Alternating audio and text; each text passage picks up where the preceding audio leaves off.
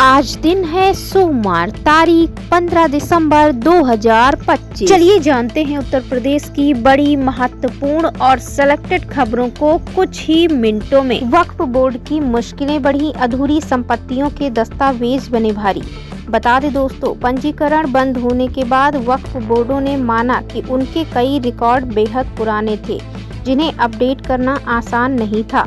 कई जगह पोर्टल पर तकनीकी दिक्कतें भी सामने आईं। इसी वजह से हजारों संपत्तियां अपलोड नहीं हो सकी। कई मस्जिदों और धार्मिक स्थानों के पास स्वामित्व से जुड़े दस्तावेज ही नहीं थे, जिसके कारण उनका पंजीकरण अधूरा रह गया। अब इन सभी संपत्तियों पर कानूनी अनिश्चितता बढ़ गई है।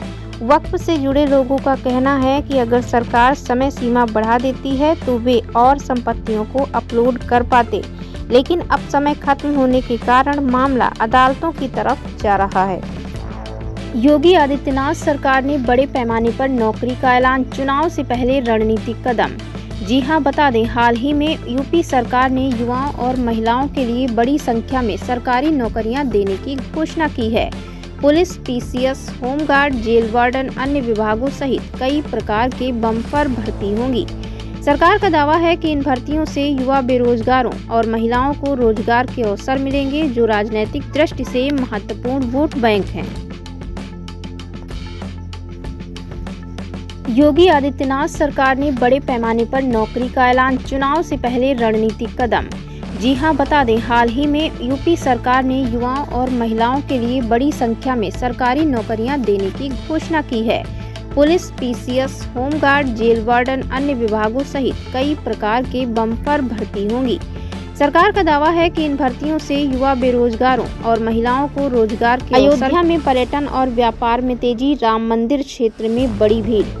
अयोध्या में आज फिर बड़ी संख्या में श्रद्धालु पहुंचे। राम मंदिर क्षेत्र की दुकानों, प्रसाद, फोटो फ्रेम, खिलौने, धार्मिक वस्तुएं और फूड स्टॉल में सुबह से ही लंबी लाइनें लगी रहीं। स्थानीय व्यापारियों ने बताया कि मंदिर खुलने के बाद से व्यापार में 3 से 4 गुना वृद्धि हो गई है। होटल, धर्मशाला और टैक्सी बुकिंग भी लगातार बढ़ रही है। दिसंबर के त्योहार और छुट्टियों के कारण आने वाले दिनों में भीड़ और ज्यादा बढ़ने की उम्मीद है। प्रशासन सुरक्षा और व्यवस्था को मजबूत कर रहा है ताकि श्रद्धालुओं को कोई परेशानी न हो। प्रयागराज में छात्रों के लिए बड़ी डिजिटल लाइब्रेरी शुरू, 24 घंटे रीडिंग हॉल। प्रयागराज में आज प्रतियोगी छात्रों के लिए एक डिजिटल लाइब्रेरी और 24x7 रीडिंग हॉल का उद्घाटन हुआ। ये library UPSC, PCS, SSC, banking और रेलवे जैसी परीक्षाओं की तैयारी करने वालों के लिए एक बड़ा तोहफा है। लाइब्रेरी में high speed internet, online book portal, e journal, शांत रीडिंग कैबिन और 400 से ज्यादा सीटों की क्षमता है। यहाँ बायोमेट्रिक एंट्री और सीसीटीवी सुरक्षा भी लगी है। प्रशासन ने बताया है कि प्रयागराज में छात्रों की संख्या काफी बढ़ रही है, इसलिए उन्हें सुरक्षित और सुविधा वाली जगह देना जरूरी था। यूपी में घना कोहरा, मौसम विभाग का येलो अलर्ट। राज्य के कई जिलों में घने कोहरे के चलते विजिबिलिटी बहुत कम रही।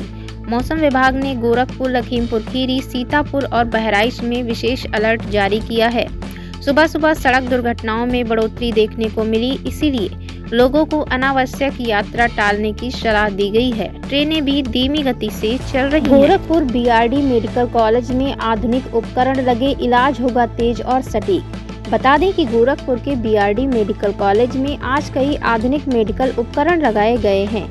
इन उपकरणों में digital X-ray machine, hi-tech ultrasound, ICU upgradation, modern monitoring system और ऑक्सीजन प्लांट का विस्तार शामिल है।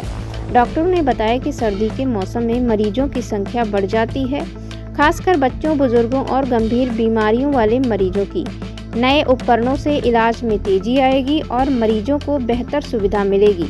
वहीं ग्रामीण इलाकों से आने वाले मरीजों के लिए ये भी बड़ा फायदा है, क्योंकि अब उन्हें हर चीज के लिए बड़े शहरों में नहीं जाना पड़ेगा। अस्पताल प्रशासन ने कहा है कि अगले साल तक मेडिकल कॉलेज में 300 नए बेड जोड़े जाएंगे। इससे अस्पताल की क्षमता बढ़ेगी और आपातकालीन सेवाएं भी बेहतर होंगी। गोरखपुर बीआरडी मेडिकल कॉलेज में आधुनिक उपकरण लगे, इलाज होगा तेज और सटीक। बता दें कि गोरखपुर के बीआरडी मेडिकल कॉलेज में आज कई आधुनिक मेडिकल उपकरण लगाए गए हैं। इन उपकरणों में